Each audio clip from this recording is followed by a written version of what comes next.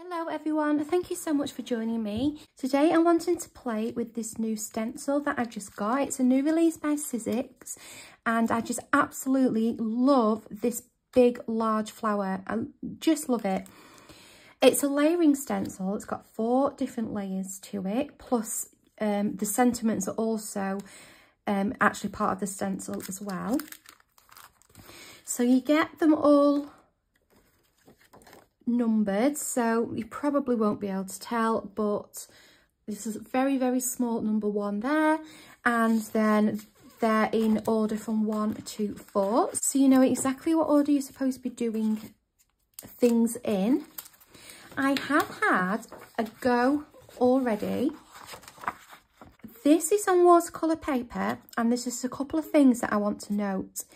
The first thing is that I use a set of 4 inks by Altenew. They're the fresh dye inks. So these are the colours here: Frosty Pink, Coral Berry, Ruby Red and Grapevine. And there is not much of a difference at all between these 2 colours here. This is this darkest colour. This lightest colour is the Frosty Pink, but then we've got the light colour here, which is the Coral Berry, and then the shade darker here, which is the Ruby Red. But in some areas, it's really different to see any contrast between those colours whatsoever. So I wanted to have a go still using these colours, but instead of the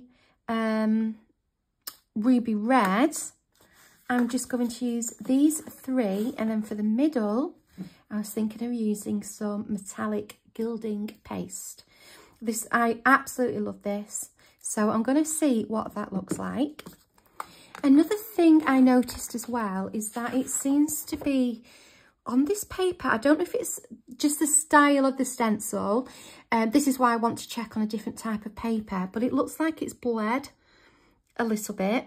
So I just want to see what it's going to look like just on a normal bog standard white cardstock. And number 3, I also made a tiny bit of a mistake. I didn't mask off a certain area and I got a little bit of the writing stencil through. So there's just a couple of things I want to have another go at and another look at. I'm working on a Sizzix, I don't know the exact title, but it's like the mixed media, multimedia mats. This is one of the best things that I have ever been given. My husband bought it me for Christmas. It's brilliant. It's heat proof. You can just do all your kind of mixed media on it. It's not stained. It wipes up easy. I highly recommend this. I haven't been using it for a long time, but I do like it a lot. So this is my stencil 1. I'm going to pop the full stencil onto there. I'm going to use some low-tack tape and make a hinge so that I can lift up my stencil to see kind of what it's looking like. On each stencil there are 2 holes, so there's one here and one here. I think they're called registration points and they're to help you line up your stencil. So what I do is put a circle, I just draw kind of that circle in, so then when I come to put the next ones on, I just line those circles up like that, and I know that the stencil's in the correct place. So this is stencil 1. I'm going to use the lightest colour first, which is the Frosty Pink.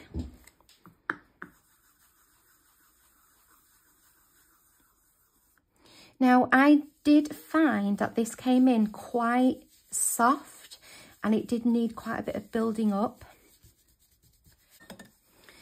I am using this peachy blending brush for this first part of the stenciling, and then I'm going to go in with a pouncer for the smaller areas.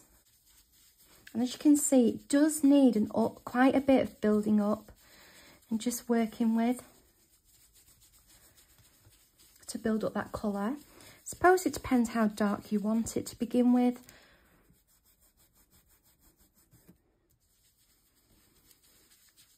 I mean, I do want it somewhat dark because the other colours are quite dark.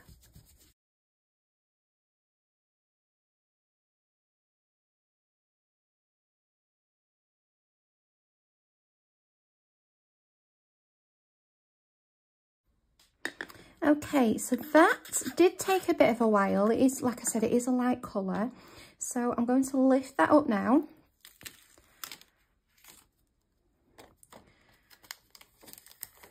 Pop that to one side, and I'm going to get stencil 2.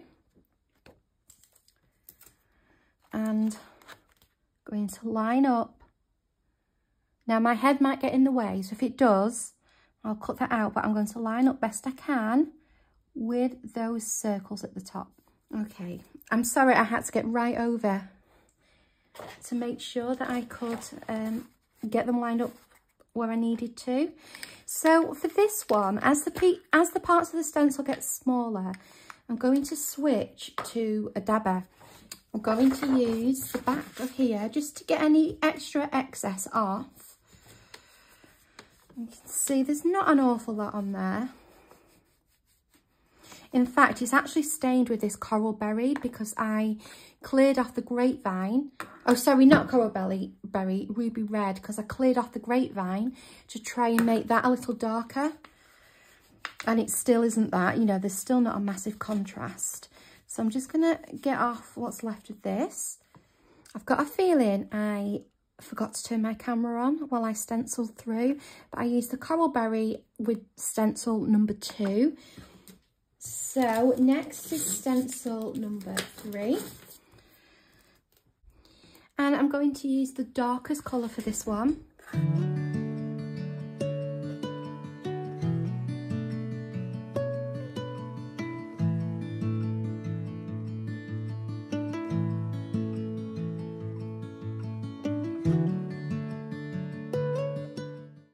Okay, and for the last one, which will be the middle, I am going to use gold. I'm going to use this. So, a couple of things I need to do. First of all, I'll get it on and get it lined up. Then I need to make sure that I mask off anything else that I don't want this going through. So all of these words here, this is what my mistake was last time. So that's masked off. Then I need a palette knife, and I don't think I've actually ever used this for using with a stencil. I think I've only ever used it kind of straight onto like paper.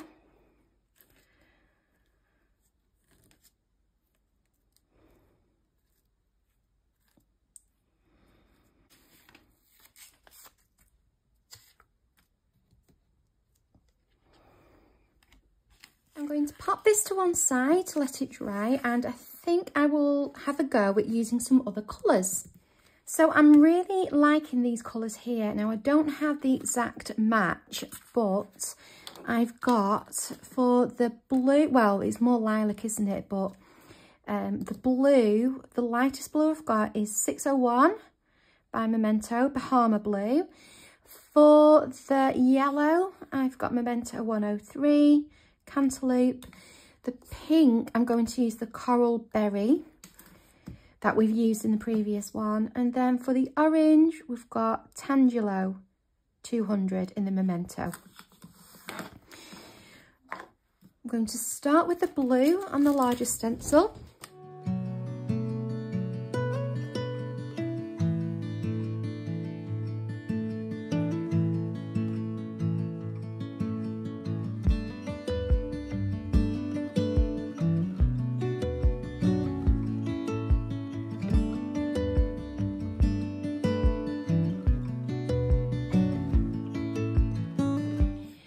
gorgeous. Love those colours together. And we've got the green coming through as well, where the colours have mixed. I'm going to try one more combination, which is this here. So it might seem a bit out there, but these are the Distress Oxide colours, and I think it might give a really nice vintage look to it. So we've got the Antique Linen, Tea Dye, Old Paper, and this one down here is the Forest Moss. I'm going to start with the lightest on the biggest area, which is Antique Linen. And I do actually have some finger daubers, and I think I might give these a go because I don't really want to mix the colours on here with the oxides. They've got a different texture to them, the oxides. And I don't kind of want to contaminate them. But if I can just kind of go quickly with this could be an option. And the good thing about these finger daubers is that you can get into all the bits. They're a bit like those pouncers, but just obviously a lot smaller. So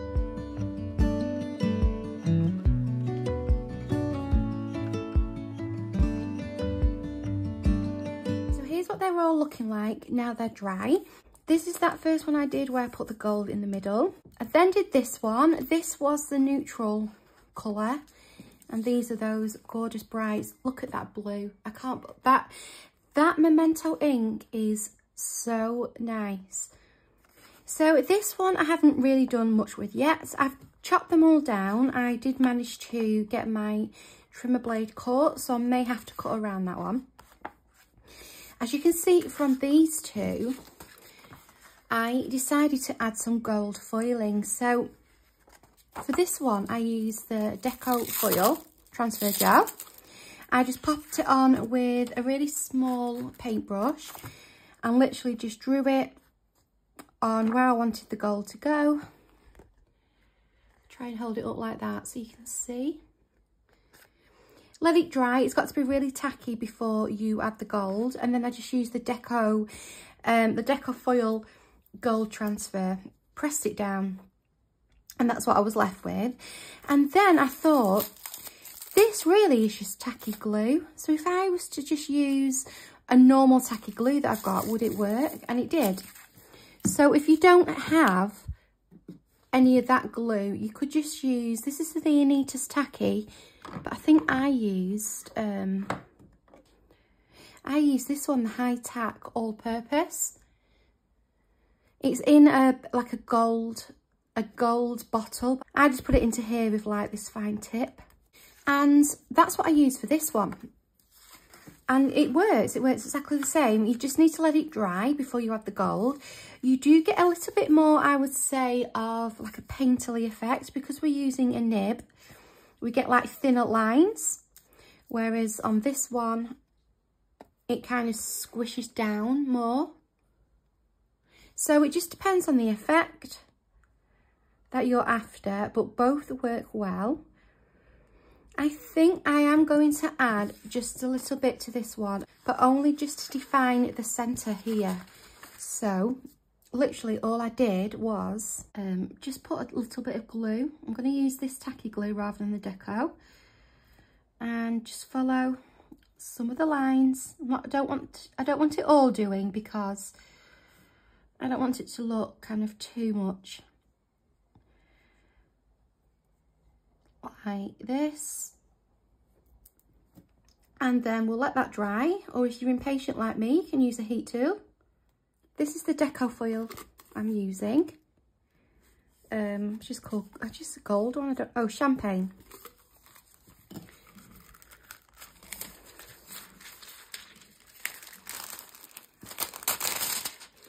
And I can probably make use of some of these areas here, and I'm just going to press it on.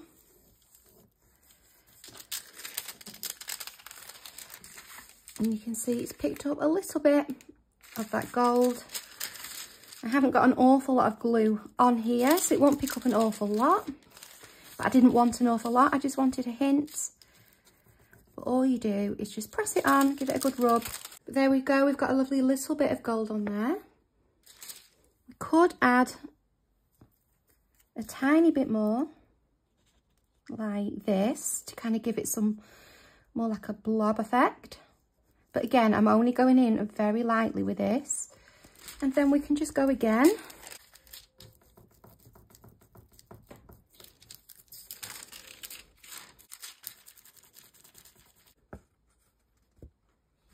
So now we can think about what to actually do with these. I think this one is screaming out to be on a card. This one, I think I'm going to do some form of a cutting round just because of this little error here that I made. Perhaps journal cards for these two. I'm not quite so sure yet.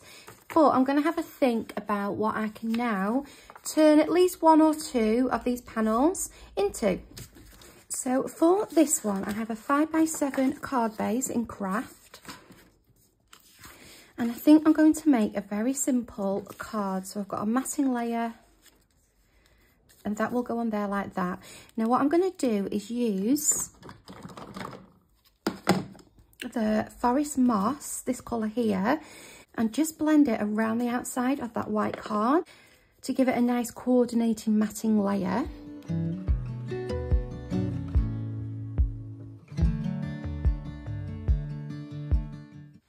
I'm also going to go around very, very lightly. This is the scorched timber. I'm not going to add anything extra. Just going along with what's on my brush. Just to define those edges. I don't want to grunge it up or do anything like that. I'm keeping my brush towards the back.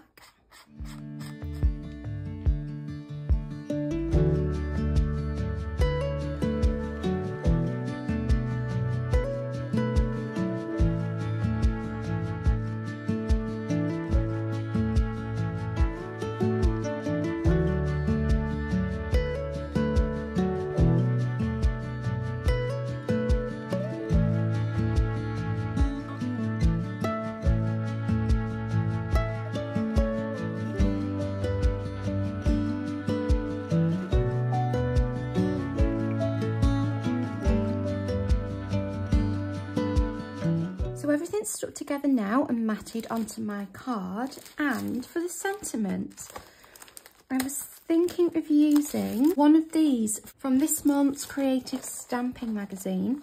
We've got Friend, that would look nice. We've got Happy Birthday, which would look nice, just stamped there.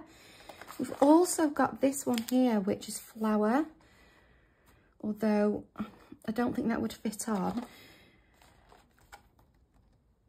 So we've got Friend. The Happy Birthday might look nice there. So I'm just thinking of keeping it simple and having a nice clean sentiment there down the bottom. So there's that one. The other one was this one, Friend.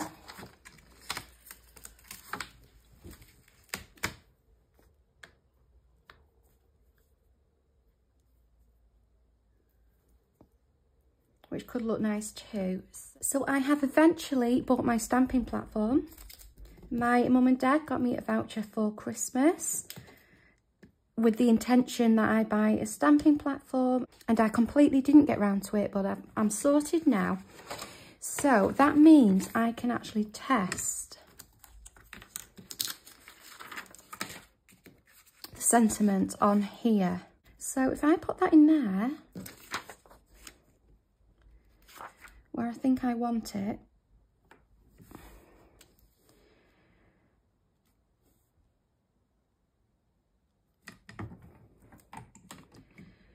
pick that up, and then I'm going to pop some plastic into there, and I'm going to stamp on the plastic,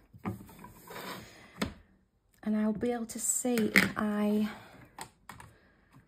like the look of it or not.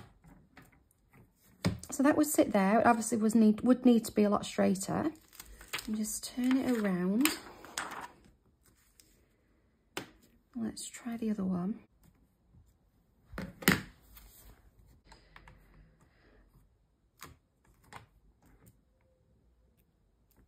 And I think Friend actually Might look nice.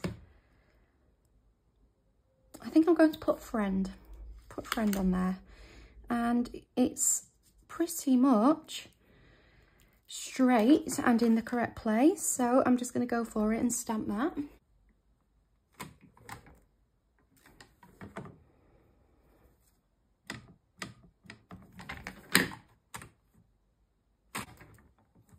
And because this is a pigment ink, and to stop that from smudging, I'm going to quickly go over it with some clear embossing powder.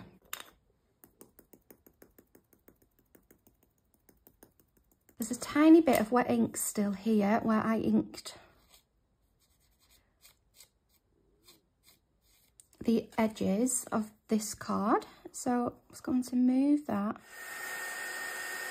So there's our card done. So I was thinking with this one to kind of do something a little bit junk journal-y. So I'm wondering whether to stick that onto there and kind of make a hinge so it, you know, that's journaling space, and I'll hinge it some way onto here and make myself like a pocket, or that could be a journaling card that goes inside a pocket. So to begin with, I'm just going to stick this onto here. I'm working completely on the fly. I've got no plan for this. So we'll just have to kind of see how it goes. I think I'm going to go round in the scorched timber. This is going to be for my junk journal, so I do want a bit more of like a grungy feel to it. Just going to use Pritt Stick. Plenty of glue onto the back.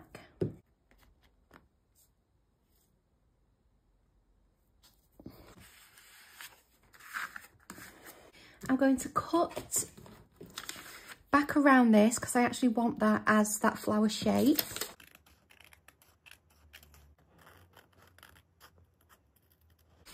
And I'm wondering if to put this flower definition on here somewhere. And what I think I would probably do is stamp it onto some tea-dyed paper.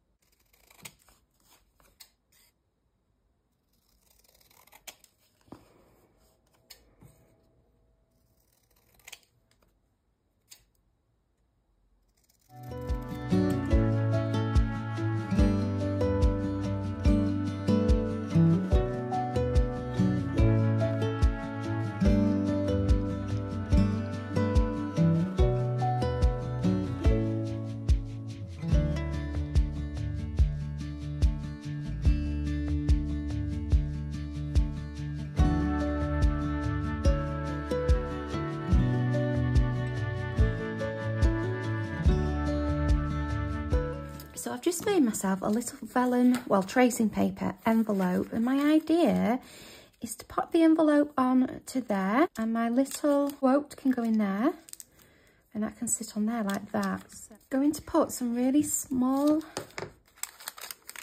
sticky tape onto here.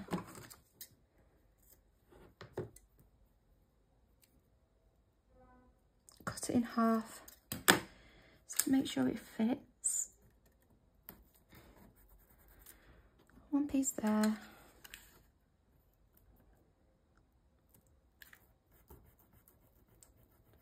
One piece there.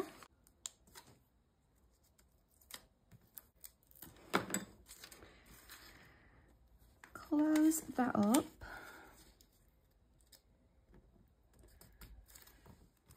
There we go. So I've got my little quotes there. Here is my envelope. And I think I want a little something that will keep that closed. I'm just looking for, I made these charms a while ago now. They've been used on many projects. I'm hoping I've got an F. And I don't. I was going to do F for flower. I suppose I could do an S for seed, the seed bearing part of a plant. So So I could do S. And my plan is to just stick that halfway, and then that will catch this, the flap, to keep it closed. And to stick it on, I'm going to do some small tape at the back again. And then if I do it just where I have done the tape to stick the inside flaps, it should cover this quite well.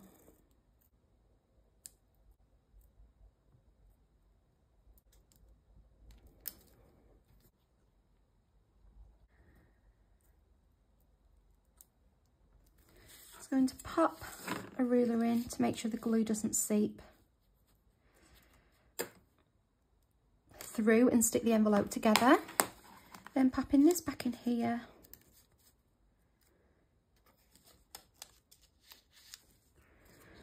And there we go. And I will use that then as a journal card inside a journal. Here's the back. This is all ready to be written on for journaling. I'm wondering whether to put a tiny bit of washi tape here. I've got this one here, which I've been using quite a lot recently. And I think that might be nice, just add it on. Just for like a tiny, tiny bit of interest here. Okay, so here we have our card. And my journaling card that I will put into my journal. And then I have these two that will go into my stash for whenever I choose to use those. Thank you very much for joining me today. I've really enjoyed using this stencil. I think it's something that you can get a lot of variety with. Of course, you know, you can even stencil directly onto your journal pages or onto a card base if you were doing a card. I will leave it there for today and say goodbye. Take care of yourselves until next time, and I will see you then. Bye.